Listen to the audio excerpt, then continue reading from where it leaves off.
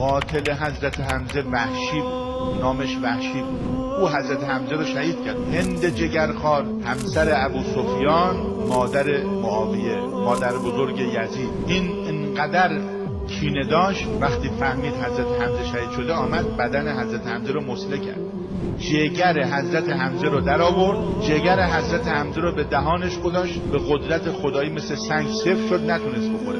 ابو سفیان اومد با پا به شهدا لگد میزد. پیغمبر در کنار بدن عموشون سید الشهدا حضرت حمزه بودن، خبر دادن یا رسول الله عمه شما حضرت صفیه خواهر حضرت حمزه میخواد بیاد با بدن برادرش وداع کنه. پیغمبر خدا فرمودن برید نگذارید بیاد، این خواهر طاقت نداره، مردها طاقت ندارن ببینن. این عمه اصرار کرد. وقتی خیلی اصرار کرد حضرت فرمودن پس بدن عموم رو بپوشان.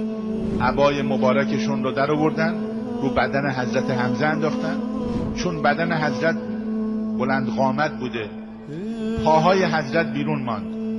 فرمودن علف بریزید رو پاهای این شهیدم پیدا نباشه، مبادا چشم این خواهر به بدن این برادر مجروح و مسله شده بیفته، تاب نیاره، طاقت نیاره.